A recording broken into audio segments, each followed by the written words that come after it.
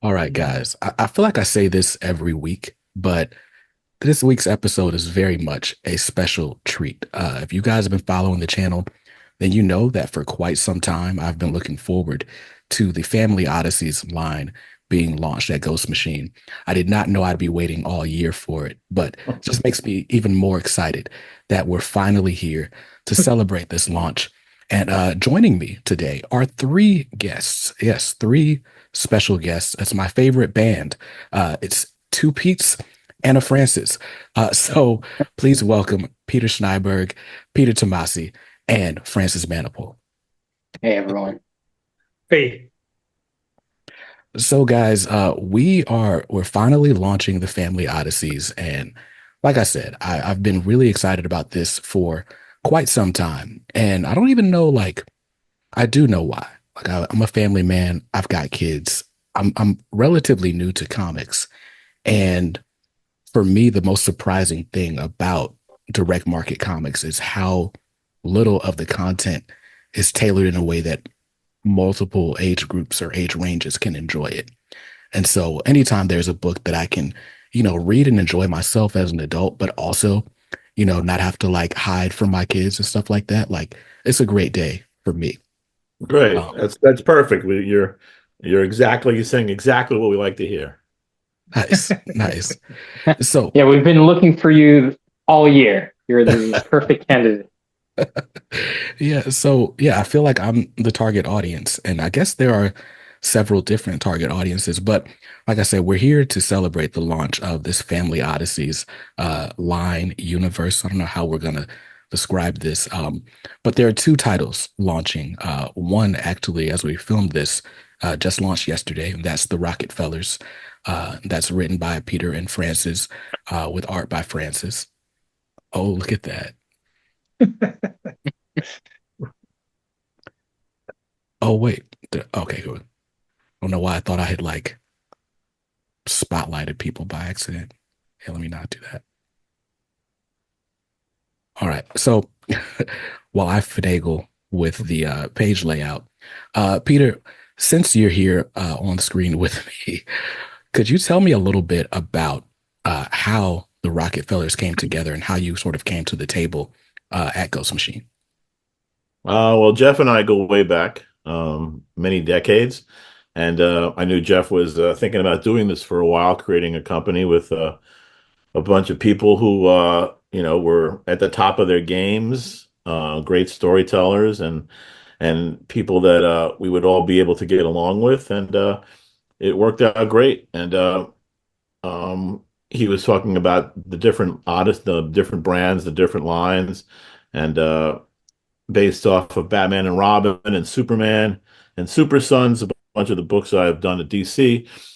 We sort of zeroed in on doing a Family Odysseys line, and Family Odysseys line consisting basically of not being a juvenile book, but being, as you mentioned right off the bat, which is a book for all ages. You could be 80 years old, you can be 18 years old, you can be eight, years old, and still enjoy different aspects of the book, which is what's great about comics when you can have a wide spectrum, or I think they say the four quadrant when it hits all these different age ranges and genders. So and there was just a little concept, just a family going into from the future into the past, and that was it. That was all that they had. We had, and I'd always wanted to work with Francis, and the stars aligned, and Francis and I got on the phone. He agreed to be a part of the company, and then we just kind of beat the book into shape and uh, created the characters to populate it and the storyline to the spine of the story to follow these characters through, and that's really kind of how it started out. Nice. And Francis, of course, you're not a stranger to writing and drawing. You've done it with The Flash, you've done it with other titles. But just how was it coming into this experience on this creator-owned title and helping to really form this world with Pete for the Rockefellers? Yeah, to tell you the truth, this was the main initial draw, because at this point, in Ghost Machine. I knew Jeff personally, I knew Peter personally, and I knew Jay a little bit. And the rest of the Ghost Machine crew, I only know them from their work, right? So I've been obviously a long time admirer of their stuff, and I knew what the company was about. But really, it was when Pete and I started talking about what we were going to do, that's what really sold me into being a part of this thing, right? And what's kind of interesting is that, like, once I did, once I met everybody in New York, if I had met them before, Pete and I came up with the Rockefellers, I would have joined right away because I didn't realize we would all get along so well, right? And really, so much of the process is from how the collaborative process works. That's really the main thing that's made this feel really special to me. Because like as you said, I wrote in the past with Brian Buccellato. Then afterwards, I started writing on my own. But it is kind of difficult to be in a silo by yourself for a long time. Part of what makes comics a lot of fun is really the collaboration, right? So getting to work with Pete, who I met back when we were in the Bat Office days. So that's really how we struck up our friendship, and we just stayed in contact. And throughout many years, we only did one book together, and this felt like the perfect time. It was a culmination of both of our experiences colliding at this perfect juncture of our career and this company that was about to be born. It was just the right time, and it was the right people. So. For sure. So, Pete, Snijberg, I don't, we got to differentiate between these Pete's. Who wants to Peter be T. Peter? Peter S. Okay. Yeah. So, Peter S., you are doing the art for a series called Hornsby and Halo. And Mhm. for this one, the concept just is so interesting to me. It's out next week, the 27th, of November. And so, well, by the time the audience hears it, it'll be on stands. But basically, heaven and hell are at war. And in this ages old war, they decide, like, okay, let's try to, maybe there's no hope for us, but maybe there'll be hope in the future that the next leaders of this whole thing can get along a little bit better. And so they send these children to Earth to be born and raised, or to be raised by people who maybe couldn't have kids on their own, and basically to use the Earth as a sort of training ground for their eventual roles, as the leaders of heaven and hell, respectively. Um, when that concept came to you, how did you feel about it? When Pete presented the idea, I really loved it. I loved it because I like the idea of the kids. The characters was really such a strong. It was just such a strong the whole idea of these kids coming into puberty more or less, and at the same time discovering that they have these, like, it's a great metaphor that they suddenly discover that they have to find a whole new place in the world. And of course there's all the philosophical ramifications and stuff like that, but it was mostly the thing about the kids suddenly waking up one day and discovering that the world is a lot more complicated than they thought it was, and they suddenly have to deal with a lot of stuff they never had to deal with when they were younger. I thought that was a brilliant idea, and I really like drawing kids. It's not something you get to do that often in American comics, but there's just something about them that's just fun to draw. And so that it just felt it just felt like a really good idea. Right. Yeah. I don't know what it is, but I as a reader, I like seeing kids in comics. And my favorite Robin is Damian Wayne. When I was getting into comics, back in 2019, Adventures of the Super Sons was out. Mm. And so I was eating that stuff up, like Damian Wayne, Jonathan Kent. Like, there's just, I don't know, something about the child character as like your point of view. Um, you get to kind of see the world with a sense of wonder, and a sense of innocence, that, I don't know, it just feels fresh. And I don't know, maybe it just keeps us young at heart, but I love seeing kids in books. What would you say, Pete, is um, makes drawing them so fun? I guess it's just that kids have the spontaneity. It's the body language. They just have the spontaneity. They just have a lot more body language than grown-ups have. I mean, at least as long as you're not drawing, superheroes. Superheroes have a lot of body language, but kids have that. They have that bounciness. They have that. There's just something and it's the same way with them as characters that they have an openness to experience that fits really well with comics because it's just about characters going out and having adventures, and that's just a lot easier when it's kids. When it's grown-ups, you have to invent all kinds of reasons why they have to do these things, and kids don't need reasons to do that. That's what they do because they're kids. For sure. So So, Peter T, Peter J, excuse me. What would you say?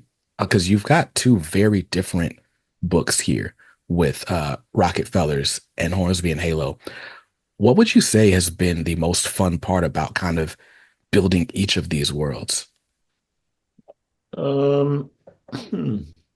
I think it really just boils down to collaborating with the two distinct knuckleheads that I'm working with.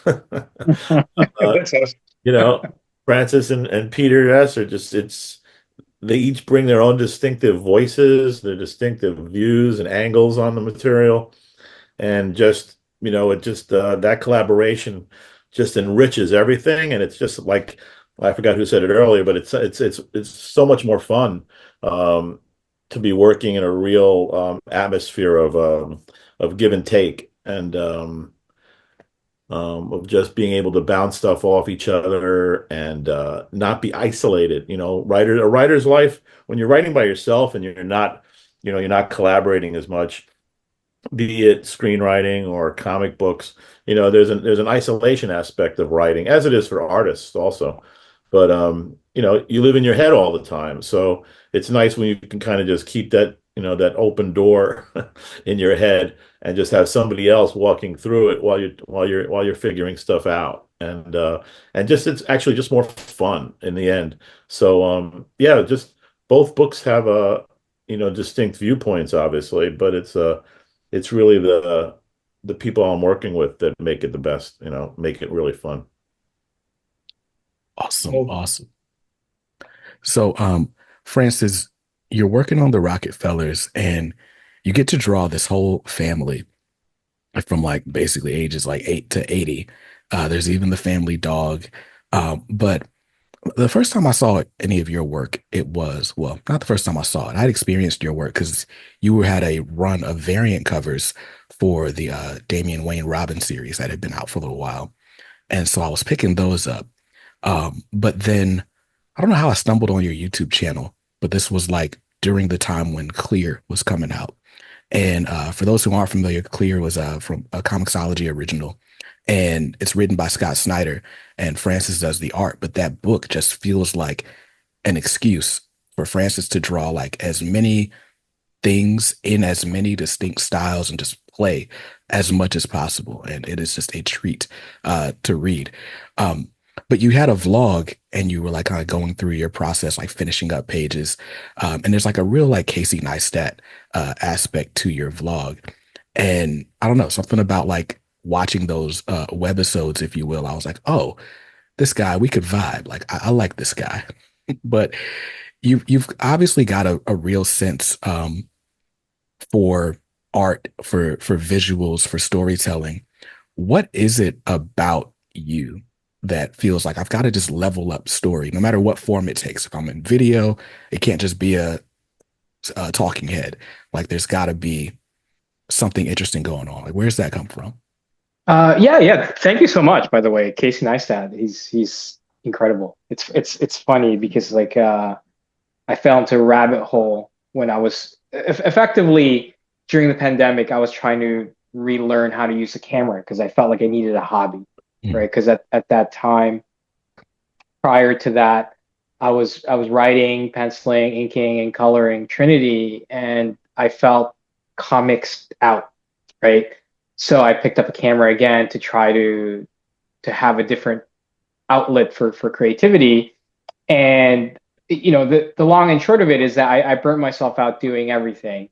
So my next project, I started working on it with Scott exclusively as an artist, right?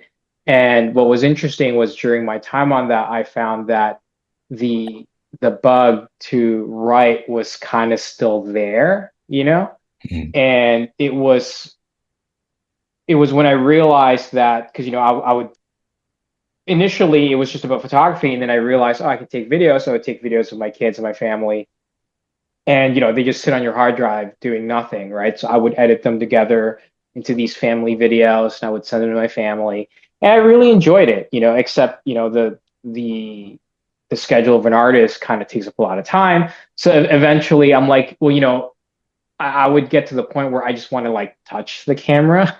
So I'm like, okay, well, maybe if I focus this on to coincide with the work that I'm doing, it'll give me an excuse to play around with it, right? And then as you said, as I started editing the footage, I don't know, I couldn't just slap it together in chronological order. My brain, the writing brain started weaving into how those videos were formulated. So really, a lot of the things that I was applying to my videos is exactly what I learned through telling stories through comics, right? So it kind of all comes back to that, right? And lately I haven't been as productive in the video side of things because Peter and I are pretty knee deep in the production of the Rockefellers. So yeah, I mean, a lot of it is really just I guess an interest in telling a story and tinkering. I like to tinker and I like to turn rocks over to see what's underneath it, right? And that's really where it comes from, right? And as Pete will tell you, I'm constantly telling him about YouTube and stuff like that, and how it really is a great medium to be able to tell stories. It reminds me a lot of when I first discovered comics and realized I could tell stories through that, right? And it's one of those things where back then people would buy comic books and say, "Wow, I can do that, therefore I want to do it." And I think YouTube is kind of filling in that gap these days for people seeing a story or a creative output that they want to try to replicate. Yeah, for sure. I like the varied styles that you get on YouTube, right? Like there's a lot of complaints about like how big studios aren't funding like rom-coms or what have you anymore. It's all like big budget action, like blockbuster films. So on YouTube, it's kind of like where you can get everything from like me just saying what comics are coming out next week to like really cool like indie films, vlogs like yours, documentaries. There's a lot of really cool stuff on YouTube, and I like that there is that variation there. Um, and I Well, like that it's that's what makes comics great too, because in a weird way, comics used to do that all the time. Yeah. From superheroes to action to romance to horror to western to just war, detective stories, children's stories. Then you had comic strips on newspapers. So was just a great mass of genres that were always available. And then superheroes kind of crowded it out for quite a bit, quite a long time. And then it kind of has recycled, circulated again, and we have more genres again. And that's what's great about Ghost Machine, because it's like, it's almost like, looking at Marvel when it first started. I mean, here we have a guy from the Revolutionary War. We've got a Geiger, a radioactive man in the desert. We've got a family from the future trying to hide in the present. We've got two kids, an angel and a demon. So, it's all these different things. You got Rook, which is this whole world thing, and Devour. Um, so many different genres, all in this one company, and a small company at that. And we're putting out all these different genres, and it's really interesting and a great time to be, I think, to be a Ghost Machine reader, to come on, to be right here at the opening salvo of this stuff, because it's like that Marvel time where it was like an Iron Man, a Spider Man, a Norse god, a guy on a motorcycle with a flaming skull. I mean, all these different genres are available, and Ghost Machine is, I think, really giving them to readers an incredibly high level of quality. Yeah, and It's I true. think one of the things that we've done pretty well is open the doors in our process, right? Because I think, you know, what happens, I feel these days is that, you know, one of the things that I loved about comics, as Pete said, the variety in stories, right? And what got me even more excited was whenever I got a peek at how it's made, right? You know, I think that kind of stuff always excites people. The whether it's the illusion or the possibility that this is something that you can do, I think whenever the process is shared, it's something that excites people, right? And I think that's why, you know, social media has become such a big thing because anybody can do it, right? Mhm. And I think getting people to understand that, look, I don't want to say anybody can do a comic book, but anybody can make a comic book. Whether it Well, becomes a living or not, it's a whole other thing, just like social media. But I think what's kind of really important is showcasing the medium, right? And I think that's what's really been at the forefront. I think that the stories that we tell kind of speak for themselves, and then, you know, with the additive nature of revealing the things behind the process, the people who are part of it, I think that's formed a really great identity for our company because a lot of the people who are coming into our books, they have prior knowledge of all the creators that are here, right? You know, so as we say, you know, creators that you know, and then characters that you'll love, right? So that's kind of I believe a good entry point for our company and our books. For sure. And we've talked about comics being collaborative. And one thing that strikes me about Ghost Machine is just how close knit everyone seems. And I don't know, it's kind of uncanny because you guys are all spread out like literally different countries, all parts of the world. And to my knowledge, the only time you all really get together is this New York Comic Con summit. But it feels like to anyone that sees you guys working together, like you guys just hang out all the time. Um, what is it about Ghost Machine that makes you all love to be there so much? Peter S., how's it been for you? yeah, well, maybe I don't know, maybe the one who's most isolated. I guess this like yeah. Anyway, the diff. I mean, obviously, it's a long distance job, but Mm, we have our social media group and stuff like that that people are pretty active in because as Pete said, it's kind of a lonely job, so it's nice to have a chat room that you can, you know, chat with the other guys when you're working. But I think it's also because we share an attitude towards the work. I mean, we're all like really dedicated storytellers. Like we're in this for we're all in this because we really want to produce the best told comics that we can. I mean, we share a certain work ethic and a certain enthusiasm for the medium, that we share with a lot of other people, of course. But I think it's just a great it's great to have a group of people that you come together with, even if it's just virtually, because you have this shared interest in making this the best we can. That I think that's really a really important part of it. true. So, when Ghost Machine started, I felt like maybe the easiest way to describe it was like a sort of new age image. But one key difference between you guys and Image is Image was kind of always a holding company with a bunch of siloed parts, and they might interact. But for the most part, Extreme Studios and Extreme Studios, and Wildstorm was Wildstorm, and so on. But with Ghost Machine, you all own Ghost Machine. You all own everything, and it's each book is all of yours. And so you all have a vested interest in the quality of the product. And I think that perhaps adds to this whole collaborative nature and feel. But how is it with so many varying personalities and ideas? Like, how has it been sort of getting to see what Jeff's doing or what Lamont's doing, and how does it inform the work that each of you are doing? Um, yeah, no, Peter, go ahead. I was just going to say it brings a, I wouldn't say I mean, I don't want to say that it brings a sense of competition, but I would rather say it brings the sense that nobody wants to be the guy who lets the other guys down. We all want to Yeah. make sure that we keep maintaining the level of quality. And the first guys, when they started with Geiger and that stuff, I mean, they set a very, very high bar. And we're just all trying to really live up to that promise that we're going to give the readers the best we can do. And we hope they will trust us with the money to just keep delivering the best content that we can, so we can keep doing this for ever and ever and ever.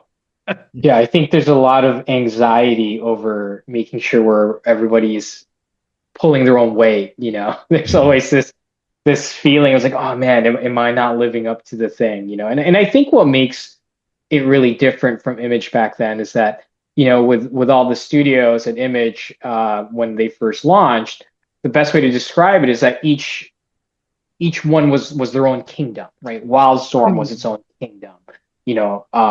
Extreme was its own kingdom. TMP was its own kingdom.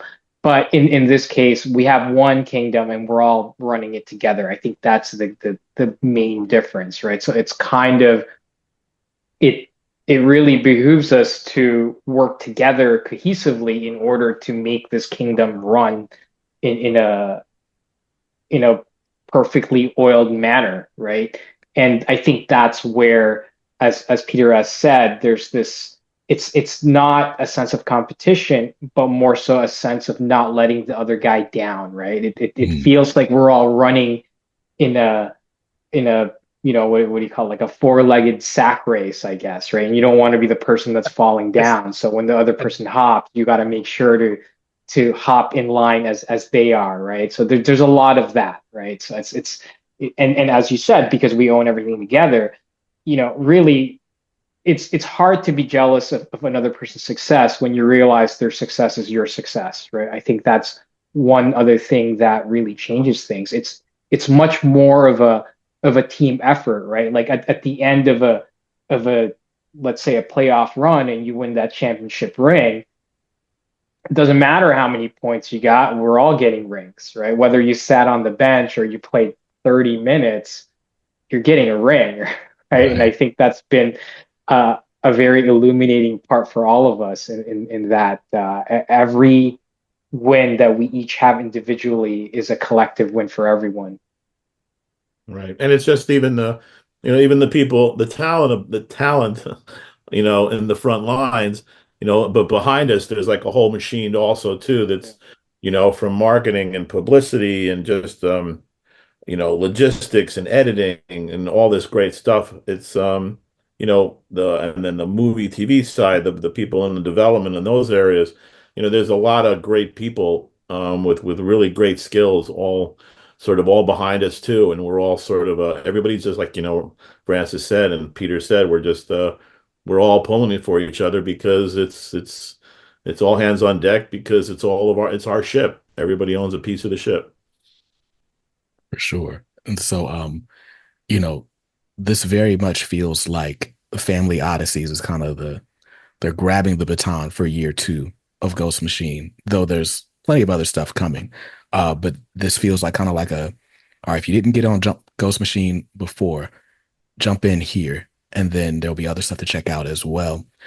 Do you feel like a certain sense of pressure? Like, what's the goal for Family Odysseys as this whole experiment continues to come together? Yeah, I I mean think the pressure's definitely there. Sorry, go ahead, Pete. no, I don't know if I don't know if I don't feel any pressure really. I think on myself, I just want to make sure, like we said before, that the books are up to snuff. The books are great, and you know, people will find them, read them. Retailers will push them because they're high quality, and they offer great entry points into new characters and new stories at an early stage. So yeah, I mean, um, it's it's in a weird way. I kind of haven't looked at it as a second wave. It's sort of been a very just you know, certain books were ready, other books were not, and just timing was everything. And we just wanted to make sure that, you know, there was you know, a nice continuity, I guess, is the best way to put it of of newness coming out at certain points of the first year. And now that we're, wrapping it up, I can't believe this year's already over. We've all launched really strong.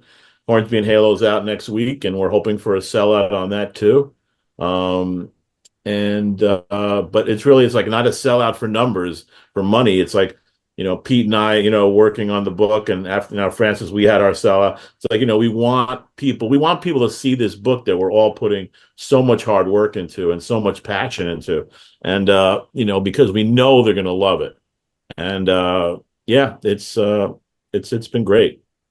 Yeah, and I think strategically too, I think by spreading out the launches, it doesn't put too much pressure on the retailers when we initially launched, right? It doesn't cannibalize on each other's numbers. And I think now that we're about a year in, it allows also the retailers to understand the quality of the books and how they've been connecting with the readers, right? Mhm. And I mean, to tell you the truth, with regards to pressure, really, you know, the only time, most of the time, once you're doing the work, you're not really thinking about pressure. You're not thinking about anything external. You're kind of just thinking about the work.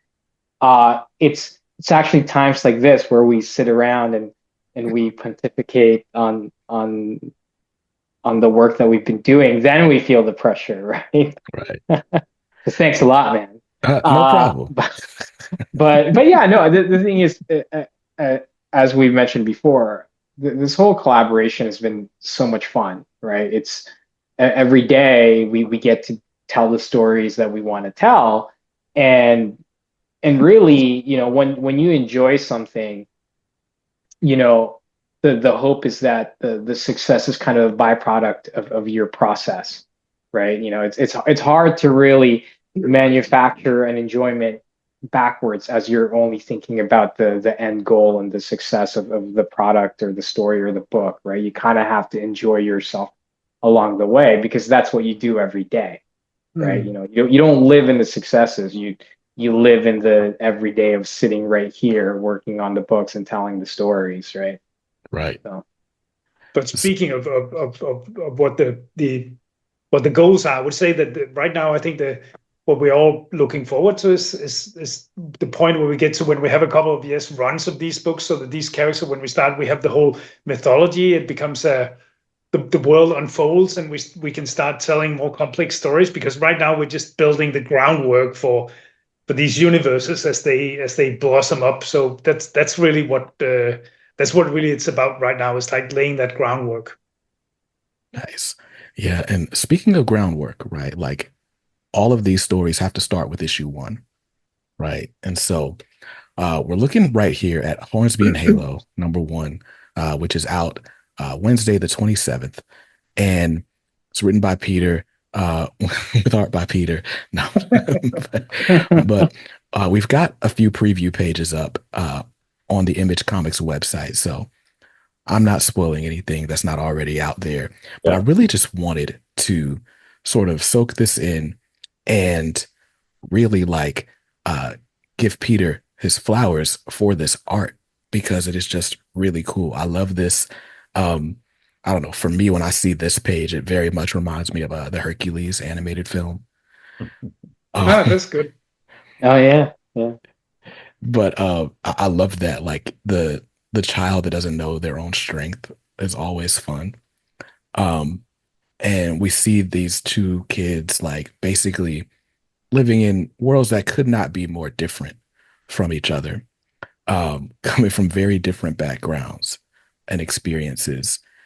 And then later on, they are basically right here in the same spot. Um, and Peter, as you were talking about like loving drawing kids because kids are so expressive, like this right here, just the tongue out, uh, is something like I just love seeing that. Like just the I'm gonna try really hard. Like I'm drawing this picture. I'm really focused, and it's like, whereas an adult sitting at an artboard, Mm. like they're gonna try their best to look cool. Like, all right, got this done, right? But kids, like, they're not afraid to show you that they're trying, or how they're feeling. Right. Um, And even if you look at that small little scene on the bus, there's not a lot. You can't see a lot of them, but I mean, each of those kids and they're all distinct. Each one has a different face. Each one Right. has a different personality. You look at that kid on the back, like in the last panel, Hmm. right away you almost know exactly who that kid is just by the way he's squinting and looking, and it's great. And when you juxtapose those pages with the heaven and hell stuff. Look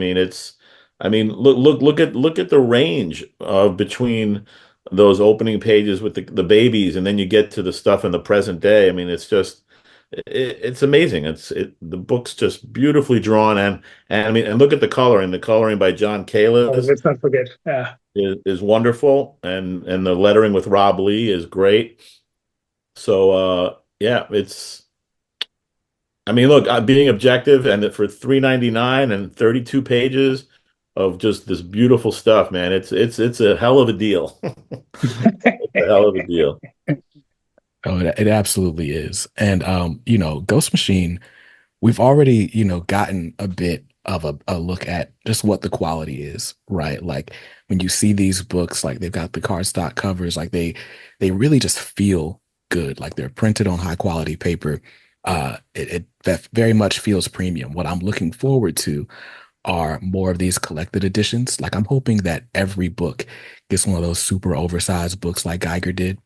Um, Uh, Oh, because we're all looking forward to that. oh yeah, well, that's the plan. I mean, I know Junkyard Joe, I think, is coming out this month, maybe next week, or maybe yeah, I think it is next week. The deluxe edition, just like the Geiger one, and obviously we're all looking forward to the Rocketfellers and Hornsby and Halos deluxe edition. So yeah, we all love that stuff on the shelves. All comic people love even comic readers. We all get crazy about our spines up on the shelf. mhm. Yeah. So Yes. And so, yeah. So speaking of Rocketfellers, right? Rocketfellers #1 came out this week, and I gotta say, it blew away my expectations, right? Like I just saw the creative team, and I was like, okay, cool, I'm down. Like whatever they're doing, I'm gonna buy it. But then you open up this book, and I should probably have pulled it up. Let's do that. But you open up this book, and Francis, your art is just, it's great. Like, and I mean, every superlative I can list for Peter is it's the same. Um, Obviously your styles, It's an amazing looking book. It's right? it's it's an amazing looking book. and you know what? It's even more amazing in person because we didn't get our comps yet. I went to the store yesterday to actually see the book for the first time, to be able to actually hold it in my hands. And I was really blown away. I mean, it is a great looking book. The paper and like you said, the cardstock brand and I mean, just I've seen it obviously on the other Ghost Machine books, but now to just see this stuff, it just wow. I mean, it really felt great.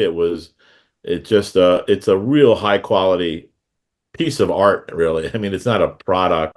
It's just a real great piece. When I came home, my wife saw it because she never reads any of my comics in 30 years. She picked it up and all of a sudden she's like, "Oh, let me see this." And she started looking through it and she's like, "Oh my God, you got to tell Francis how much I love this stuff." So, Hilarious it's that thing. Yeah. no, it's great. Like just the texture, um, the tones. Like I even like this thing that you. I don't. I'm terrible at describing art, right? But you can see the line work, but all the lines aren't black, and so it's like it gives like sort of contours, and I don't know. It just feels good, like looking at it. I don't know. Yeah, Terrible. it's just a way to soften the line work. I'm a fan of animation, and sometimes when you see the outline on Bugs Bunny, it's not black, right? It's like a darker gray of Mhm. the skin color, right? And I just feel that adding a little bit of that creates a softer feel, And Mhm. then a lot of the textures that you're seeing in the background is I actually took a piece of paper and I used to ink wash my work, but since then I've stopped doing it because it's a little bit cumbersome to color. So what I did was I created some textures separately and then I would lay it underneath in the background, right? Because like I was looking at things like the way 101 Dalmatians looked, that original Disney cartoon. So a lot of the influences are really coming from the older Disney visuals, right? And kind of just trying to do it in an updated comic book way, I guess. Because I mean, since I'm coloring, I may as well take advantage of the fact that I get to touch the artwork post inks, right? Right. So And I talked about like some of your earlier work just being an excuse for you to just go crazy on art.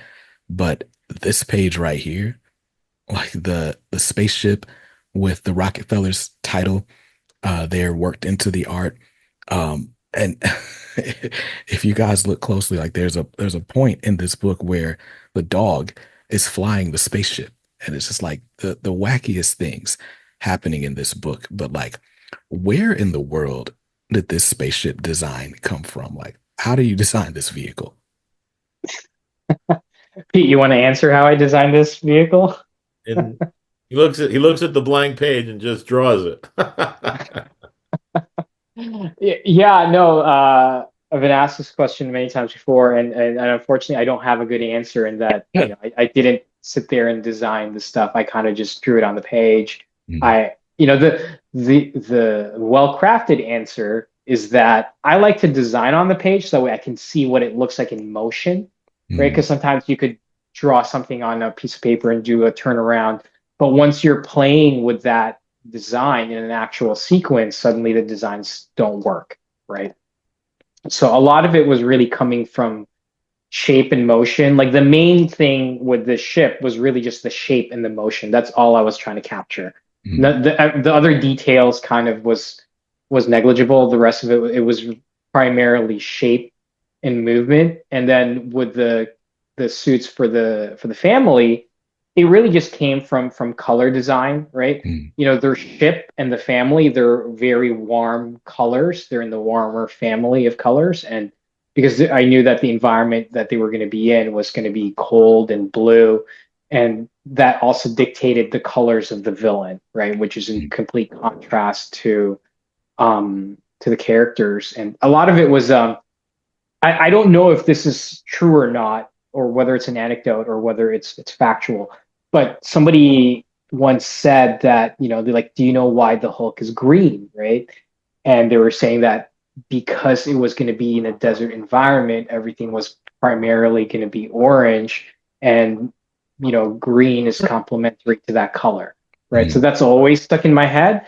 So since I knew that the origins of the family was going to be first portrayed as they're running through an ice field, everything just kind of went towards a warmer color. And a lot of it has to do with the fact that it's the warmer something is with regards to the color spectrum, it makes it much more inviting, right? Mhm. So the idea is for the reader to feel a subconscious uh, sympathy and connection with the characters right away through color and design, right? So that's the smart answer, is that's why I didn't design this stuff. Mhm. But yeah, I as Pete said, I kind of just came up with it on the page.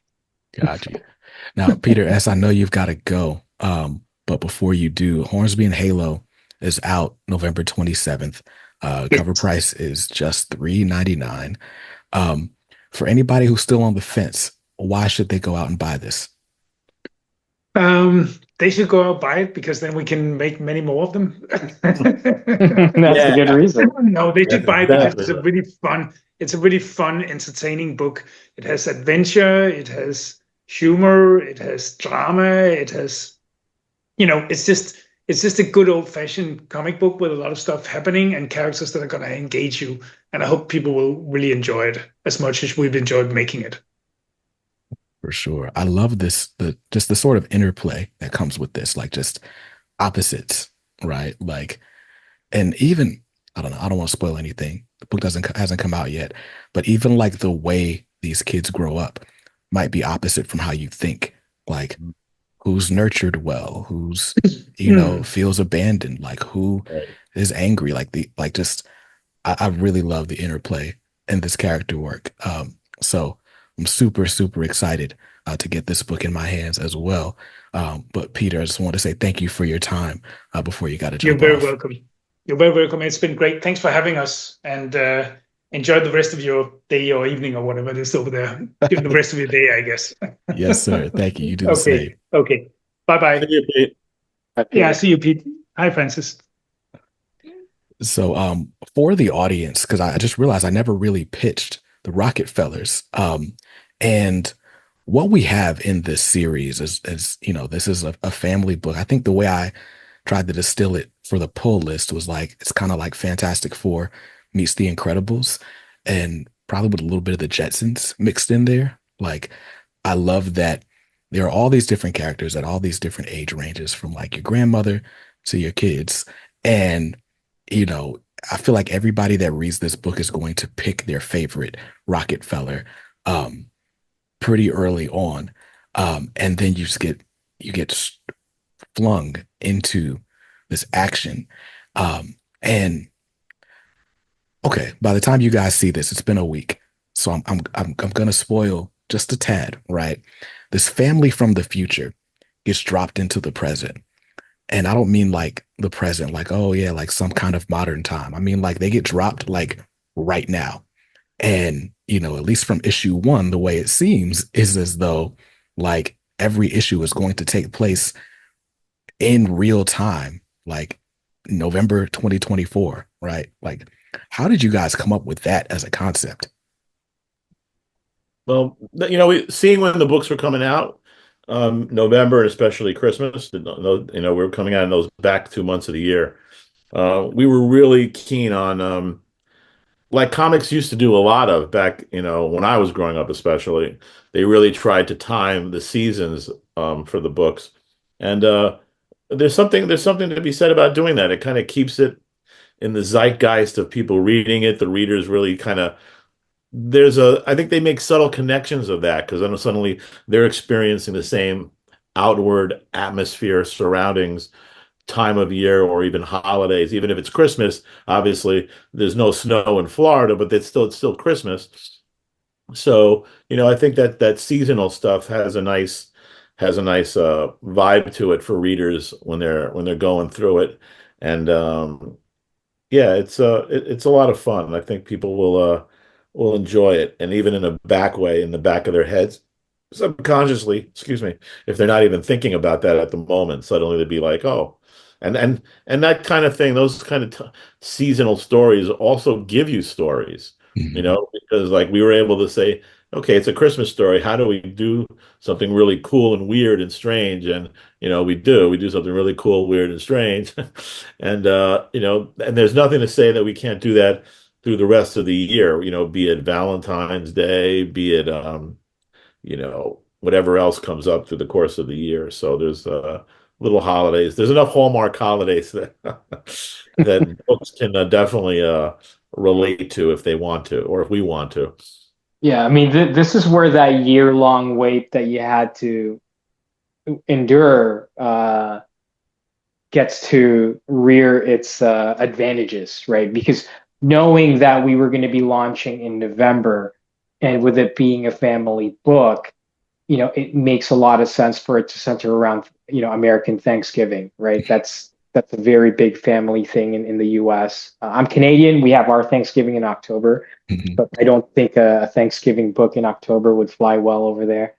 Uh, so we were able to really formulate stories around that, right? Because and I think in in a very relatable way, I think as people are experiencing those seasons, we're able to um, expand on that experience, right? So, like, imagine as you're experiencing Christmas, imagine if your neighbor was the Rockefellers. You want to know what they're doing? Well, you want to know what your weird neighbor is doing who you never see? This is Right. what they're doing. You know what I mean? They're just trying to get a Christmas tree, right? And so much of it is that, right? There's a experiential element to it that feels very familiar, and yet um, skewed or exaggerated by their their future I don't want to say rituals, but the things that they're accustomed to in the future that we just don't have, right? Yeah. So we're able to create an immediate connection with the reader because they're immediately seeing the contrast between what's going on with them at the moment and then what this family is going through and how they deal with it in a very different way. So they're able to immediately latch on to the whole concept of fish out of water or man out of time idea, right? Yeah. It's And kind of meta, I guess, you know? for sure. And the Rocketfellers, like, I don't know, for as much as it's like I'm excited because it's like it's a book featuring a family, right? Like you get all the feels that you feel in your family. It's not all like, oh, hey, we're big, happy, we're together, we're excited. Like there's tragedy, there's heartbreak, like there's a lot that happens even just in that first issue. But with you guys kind of at least doing this seasonal thing for now, however long that goes, right? Like there's that impetus, like because I'm notorious for falling behind in the pull list. Like you guys watch me every week, and it's like, yeah, I was reading this 3 months ago and I liked it, but then I got all these other books and now I don't know, but I'll keep buying it, right? Like this gives you another reason to keep this book at the top of your pile because it's like I don't want to read the Christmas issue in July. Yeah, I didn't think yeah, of that. That's good. yeah, and I think it creates like an excitement, right? Because once you get to know the character, you know to look forward to Halloween, right? Like, Hmm. what are they going to do in Halloween? What are they going to do next Thanksgiving and next Christmas, right? I think it creates a sense of anticipation. And the thing is that we can't really get that. We have to earn that. You know, we have to earn that through the readers going through the journey with the characters. And once we do, I think that's when it becomes even more fun, right? I think it's the kind of book that will hopefully keep feeling like it's much more rewarding the longer you stay. And I think those pivotal holidays make a big deal. And selfishly in the back of my head, I think I was telling people, oh, how cool would it be if we did like a Rockefeller Christmas collection, where it's just the holidays or something like that. I think that could be really fun. That could be a really fun different thing. It's kind of like a Simpsons House of Horrors, right? Everybody Right. loves just binge watching those, right? Um, so yeah, but yeah, I never thought about reading it every month because of that. Now we're gonna use that as a feature. Thanks, Right. dude. Yeah, no problem. What I love about like even just all these ideas you guys have is that there's no one to tell you no. You get to Yeah, do whatever you want. I think that's what's so amazing about Ghost Machine, and it has to be gratifying, right? Like after all of these years building up different universes, working with other people's toys, like to be able to do this with this level of control, and while knowing how to do it. So many people that kind of start their own companies, they start out starting their own companies, but you guys have been around the block a couple times, and it's like, nah, we get to do this right. Yeah, it's you really hit it. Yeah, you really hit it on the head. It's as much as we all loved working for our respective companies. I mean, I spent 30 years at DC basically. So I did a lot of work there, editing and writing, and loved every second of it. But yeah, this is just different. This is now to be able to just be on the ground floor of something like this and with collaborators you really keyed into and just and like you said, there's there's nobody to say no. that that's uh that's a real that's a really cool thing to obviously we gauge ourselves and things like that, but yeah, to be able to just not have some silly business thing play into a story or some even a personal thing on an editorial side that you know no, nobody's gonna we've joked about this other spots, like nobody's gonna tell us that the Rockefellers, well, they wouldn't do that, or they wouldn't, Roland wouldn't say that. Right. Oh, really? Why is that? Why do you know these characters better than we do? So yeah, it's it gets kind of funny sometimes where you deal with things like that. So yeah, I mean, I remember yeah. even Batman. I was a group editor of Batman, and then when I was writing Batman, I had an editor say, well, Batman wouldn't say that, and I was like, I was the group editor, you remember? So yeah, it's pretty funny. It's a really the power of the power of no. Yeah.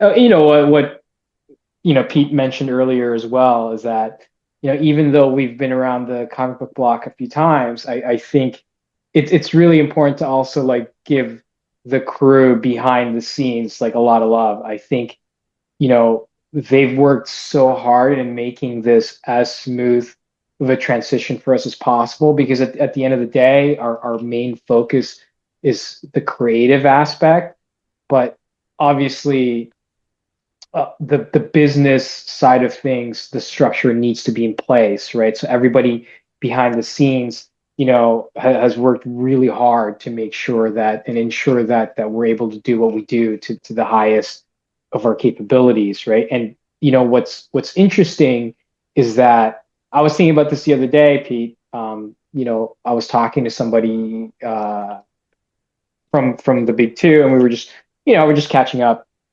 and I was kind of just thinking about how, oh man, I love that character. I would love to work on that. And then I started thinking, okay, well, the structures of those are so different, right? Because like one of the things that we do have here in the company is the level of involvement that we have is so expansive that it's hard to think about going backwards and just doing just that, right? Because within this company, it's very easy to call Mike or Corey or Rebecca or Kat or Danny and and talk about marketing material or publishing ideas, right? It's hard to put that genie back in the bottle, right? Because now that we know that the reach of what we could do with our work is so much more expansive than before, because at the big two, you do the work, you send it off, and then off to the ether it goes, right? It goes Right. into this void. But here, just again, just the level of involvement that we get to have, I don't know how you take that away. Yeah. It's like if you've ever driven a manual car and then you go back to automatic, as easy as it is to go into autopilot or auto drive or cruise control, that level of control that you have when you're driving a stick and you hear that rumble because you're about to stall or whatever, right? It's strange that feeling of involvement feels so natural, right? It's like taking your shoes off and walking on the dirt and feeling that ground and feeling connected. It's hard. Yeah, it's just hard to roll it back. It's hard to roll it back Absolutely. Absolutely. once you have that access. Yeah. It's just pure freedom. Yeah. No, and that is amazing. I'm really happy for you guys that you get to experience that. I'm loving the work that you've put out so far. There's no indication that I won't love what you continue to put out. So I'm down. I'm excited to be here from day one. And before I let you guys go, I just want to just kind of give you your flowers. Like I really do appreciate the work that you do. Peter, you are part of the reason that I have this Wednesday habit. Like when I was getting into comics, you were writing Detective Comics, and I came in on like the last 10 issues of the Batman run that was going on at the time, and it was like it just didn't always vibe for me. But I could always count on Detective Comics coming out the next week and just being amazing.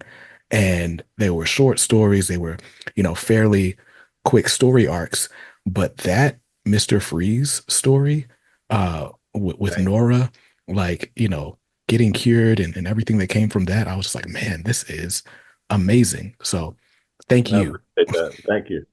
A lot of hard work went into that story, and beautiful art by the great Doug Mahnke too. So, Mhm. yep. Yeah, no, that time period was special. And I guess it's always going to be special for me because some of the first comics I read, but it was just really cool. Like going to the store on my lunch break at this super boring dead end job I was working and having that to look forward to. So, Okay. Hey, that's the one thing we love about, doing this is, we see it at conventions, we hear it from guys like you, and it makes our day, makes my day to hear that. When I know I gave somebody that just 15 minutes of joy and whatever that day is that's priceless. Trust me. It's not a lot of people get to have that ability and do that and be able to give that. And I don't take it for granted. So thank you.